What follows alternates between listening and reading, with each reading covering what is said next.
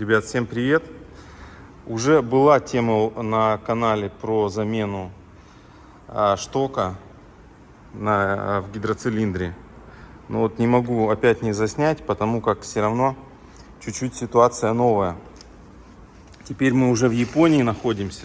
Соответственно, нам нет смысла покупать просто метражом, отдавать токарю. Вот такой вот мы у дилера заказали оригинальную запчасть.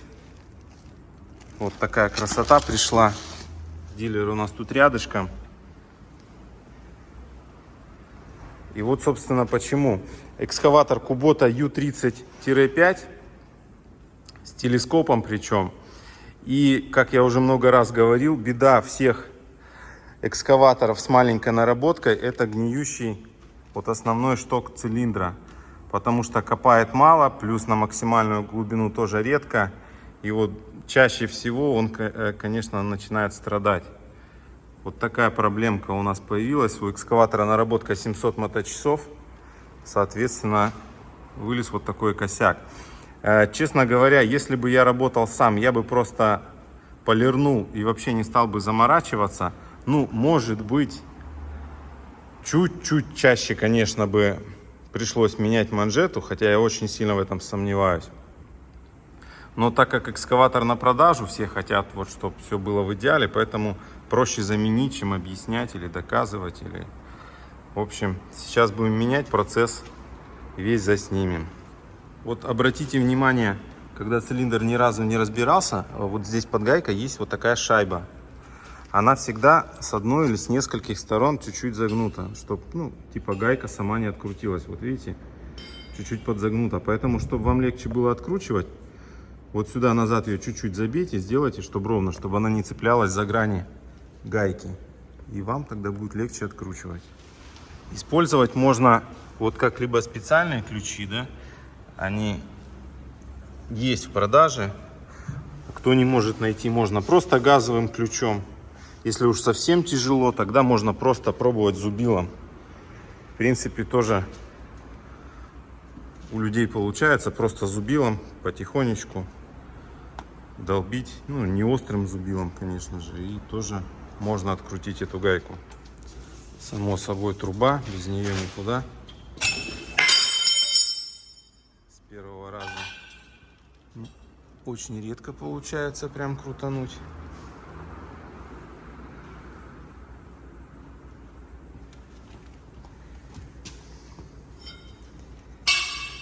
Берем трубу побольше.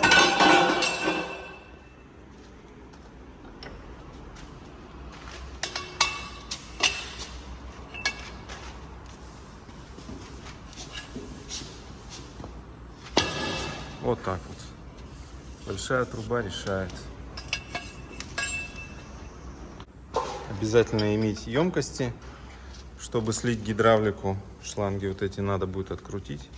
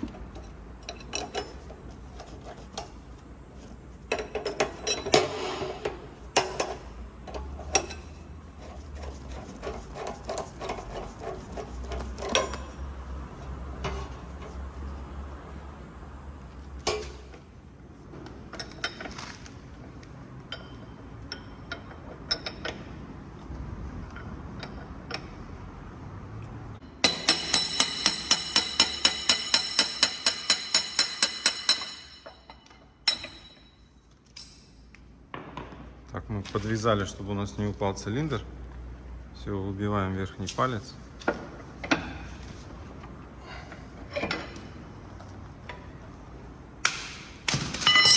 Шайбочка выпала.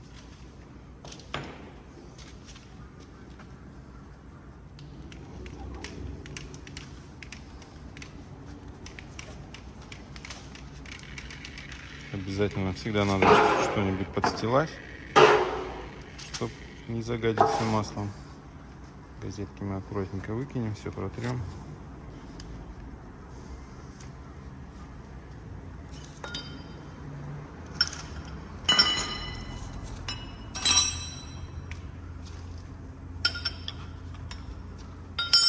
Вот, пока Михаил откручивает гайку, хочу немного отвлечься, рассказать. Вот смотрите, ребят, сейчас 35 градусов у нас на улице, причем это еще не самая жаркая погода.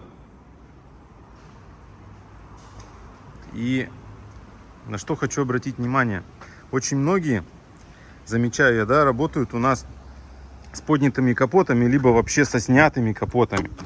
Типа, мол, не хватает охлаждения. Ребят, в Японии я вообще никогда не вижу, чтобы кто-то работал с поднятым или снятым капотом.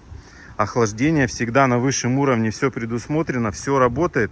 И температура вот у нас последние дни до 42 градусов поднимается.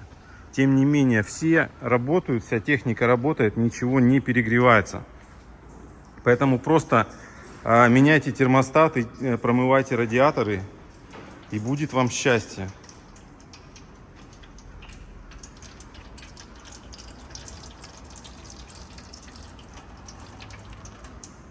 Вот сейчас надо приготовиться будет чуть больше масла. Наверное, ведерко, может, возьмем все-таки. Михаил говорит, нет. Сейчас мы все маслом, наверное, уделаемся.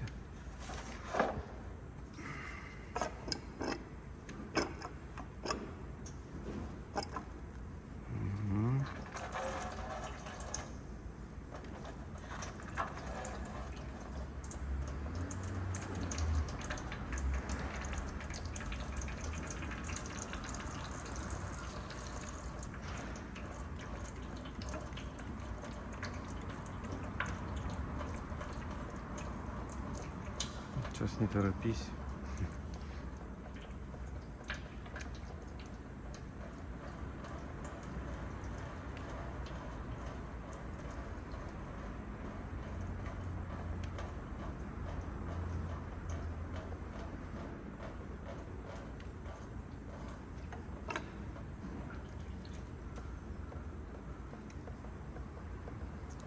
Гайка вышла, остался поршень. Сейчас главное без резких движений, чтобы масло не ливануло, потихонечку, аккуратно вытаскиваем, и все будет хорошо. Масло с цилиндра сольется.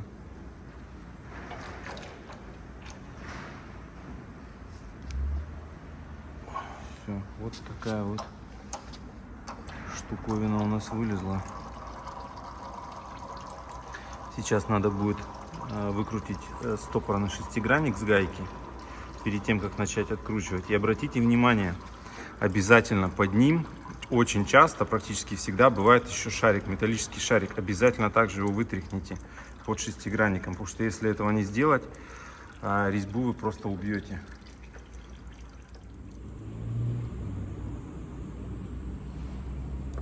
Смотрим. Да, так и есть. Видите? Металлический шарик. Сейчас нам надо его вытряхнуть. Да, вот теперь можно откручивать гайку. Вот так мы закрепили шток. Монтировка под экскаватор. Сюда поближе к поршню сдвигаем брусок, чтобы у нас не покоцали мы ни поршень, ни колечки. Само собой труба. Ну и пробуем. Опять же, гайка, как правило, тоже сидит на резьбовом клею. Ну, тут гайка поршень, да, 2 в 1. Все, отлично открутилось.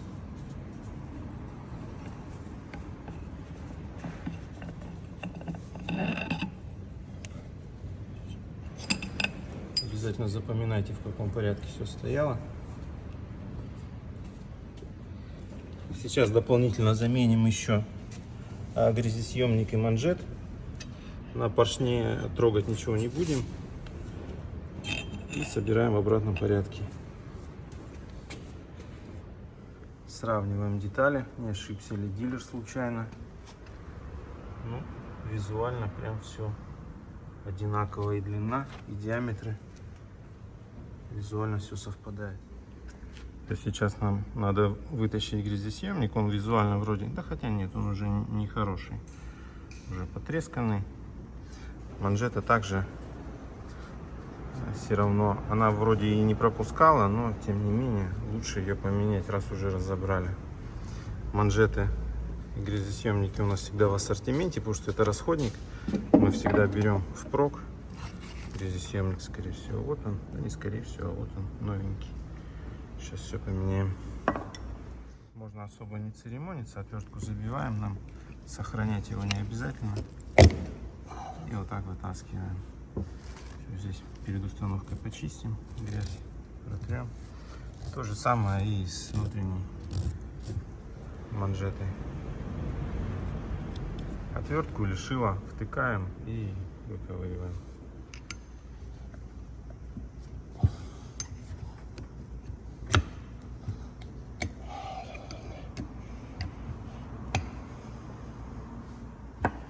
Да, если вы вдруг вытащили и забыли, какой стороной, сомневаетесь, какой стороной он стоял, всегда к маслу вот этой юбочкой. То есть откуда идет масло, вот этой юбкой туда. Вот эта сторона прямая на выход.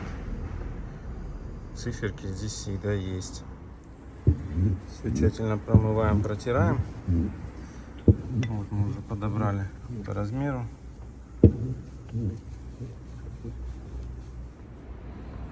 Все помыли, все почистили, можем устанавливать. Здесь надо смазать.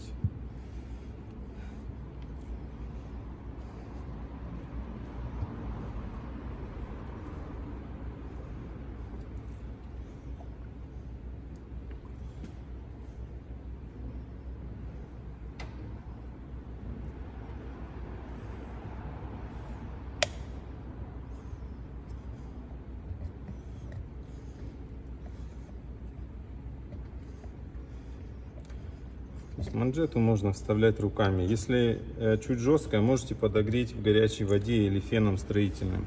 Так как у нас на улице сейчас температура близко к 40, в принципе подогревать ее не требуется.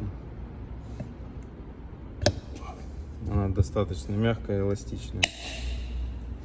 Все, дома. Отлично. Ну, вот мы сейчас надставим головку, чтобы нам запрессовать грязесъемник. Ну, в принципе, можно просто ровным бруском, доской. То есть, если аккуратненько, без резких движений, то все получится. Давай пробуем.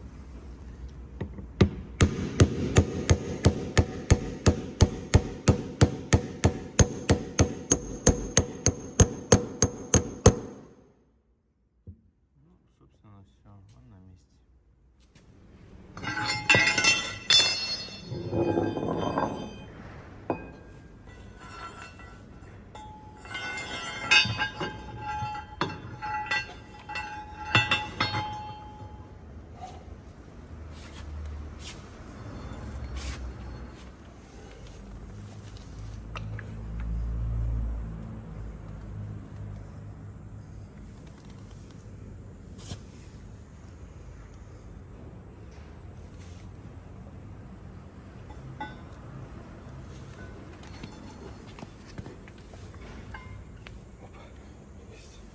Не забудьте одеть сначала гайку, а то многие сосредотачиваются на гайке поршня и забывают одеть гайку. Сначала ее одеваем и в обратном порядке одеваем все втулочки, шайбы сюда и накручиваем уже поршень. Все, пробуем.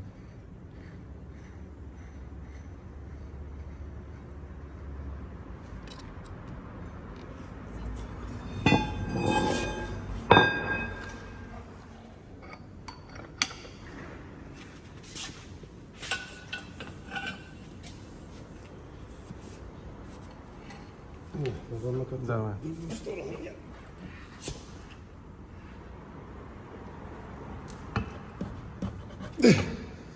Есть.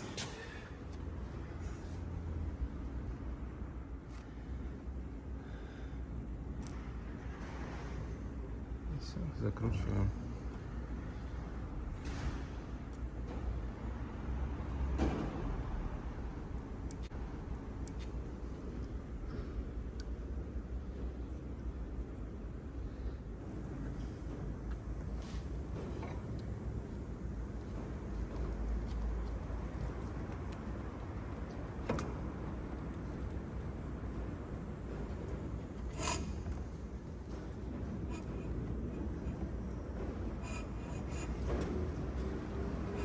До конца можно не вставлять, гайку просто все равно вытаскивать.